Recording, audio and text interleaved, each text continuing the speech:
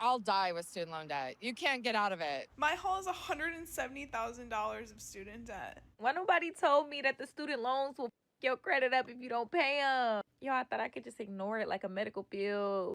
What? Well, we all learned something new today, which is if you don't pay your student loan bills, it'll F up your credit, and student loans will stay with you forever. So you can't declare bankruptcy. So let's go ahead and pay off our debts, not just student loans, but all of them, including credit cards, auto loans, mortgages, right? And we're going to do that using something called velocity banking. So let's go ahead and do that, and we just kind of do the same thing over and over again. Velocity banking, what is it? It's a debt payoff strategy where you throw all of your money into debt using something called a line of credit. So the first step is creating a budget, right? Because your budget is your debt attack plan, income, expenses, your leftover checking and savings. You create an expense breakdown, right? So here we have 5 credit cards, an auto loan, a student loan, and a mortgage. And apparently, okay, learned something new today. If you don't pay your student loans, it will F up your credit. Got to remember that. Okay, got to remember that. So I learned something new today that not paying student loans will F up your credit. I'm so glad TikTok is there to remind us of that. All right, and by the way, if you don't know who I am, right, I have to kind of just remind everybody who watches these videos. I paid off a mortgage in 2 years and 9 months. Yep, that's me. And in fact, let me say that one more time again. I got a producer sound guy who has the finger on the sound bite that every time I say it, I actually say one of two things.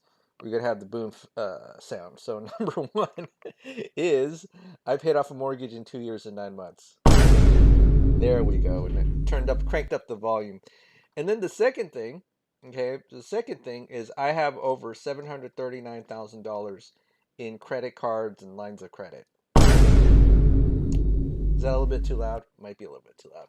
Anyways, all right. So, so once we've created all of our budget and done an expense breakdown, what we're going to do right here is that we're going to, whoopsie, show that with the same budget, same expenses, same debts, that's not that big of a problem, and we don't really have to worry that much about it, right?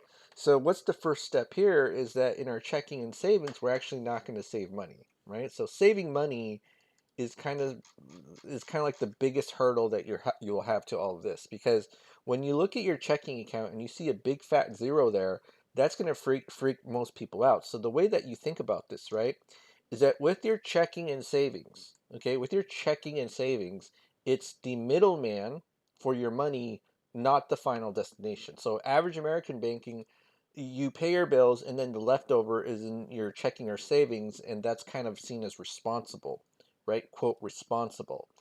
And so you take a look here, no money at the end of the month because it comes in and it just goes right out, right? That's what we do here.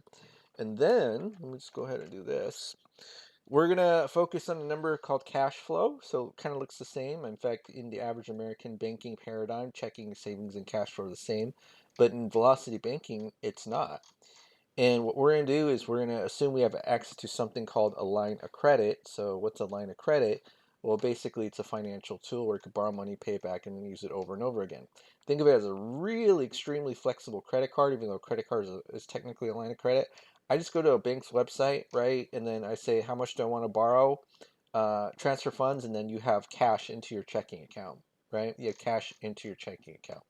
So let's go ahead and do this and assume we have a $150,000 line of credit.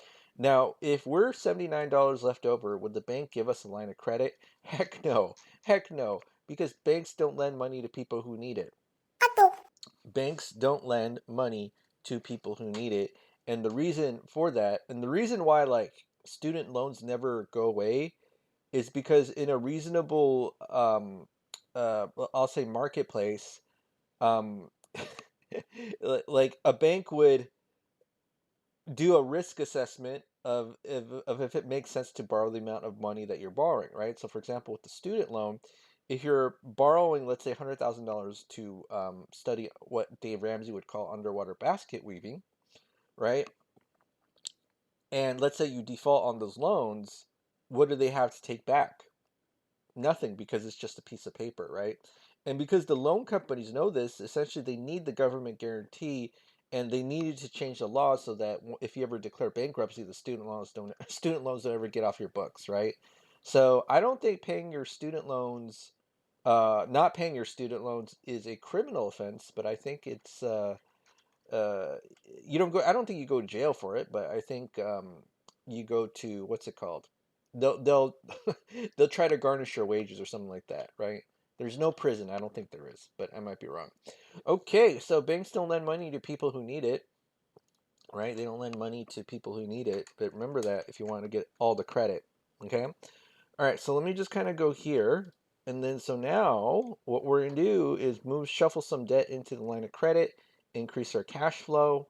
And by the way, if you want to see a more realistic scenario, join the YouTube membership channel, because there's a scenario where I did like 22 debts and $4 left over, and it was a real life case scenario where I went through it for about an hour, and I was like, dang, I can't believe I did this. I call it the PhD of velocity banking. But yeah, so anyways, back to here. So we have the cash flow index here. So basically, it's just the formula of the balance divided by the debt, right? So balance divided by, but I'm the debt. I can't even speak today. Balance of the debt divided by the payment. That's literally what it is. Balance of the debt divided by the payment gives you a ranking system, right? And you want to pay off the debts in this order. Easiest way to figure it out, especially if you have 20 debts or more. Oh man, this is a lifesaver, okay? And then what you do is you take the lowest numbers and move them into the line of credit. So for example, you wouldn't move a mortgage into a line of credit. Why? Because in order to get $1,000 of cash flow in your life, you have to pay 250,000. Whereas I can get $1,000 cash flow here and only pay 30 grand, right? So that's what we're gonna do today. And then I'm gonna just move some of that debt into the line of credit. And I'm gonna do this. So it'll be, how much is it? 5, 8, 15, 27, 30. Okay. And then I'm gonna go ahead and sum it up. So that's $85,000. And then what happens when we move that $85,000 into that line of credit? Oh my goodness. Whoa. Nothing happened. I'm just kidding. $79 turned into $2,900. And then you see that the income is the same, right? So this is the checking savings of $80 right here, $3,000 of cash flow.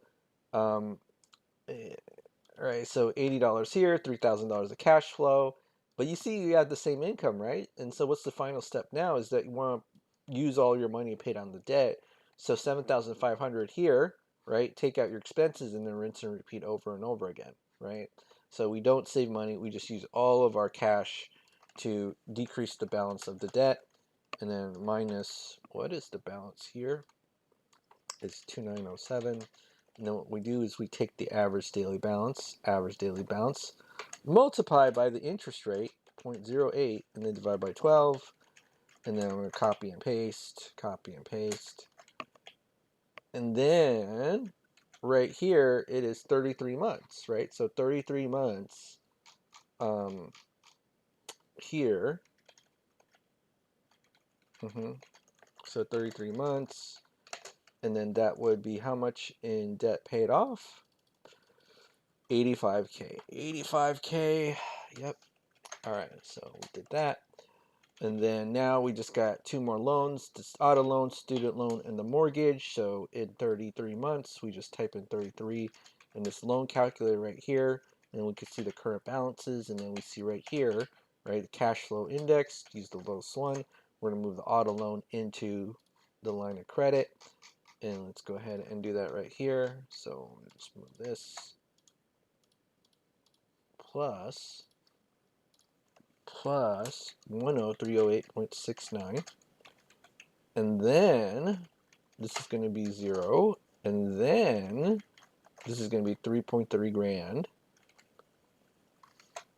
and I'm going to do this right here, and then this is going to be plus minus 3302.32, right? I think we round, and then bam, bam, right? So we see in 36 months, it's all paid off. So now I just got to go here and then type in 36 months. That'll be 85 plus 22, and that'll be 107K. Okay. And then now what we're going to do is in 36 months, month 36, see what the balance of everything else is. Okay, so we have the student loan here.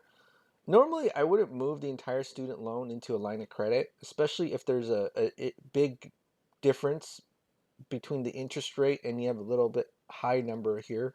I've kind of demonstrated this in other videos before where it's like if you move a whole mortgage at a very low interest rate into a line of credit, you'll end up paying more than you have to.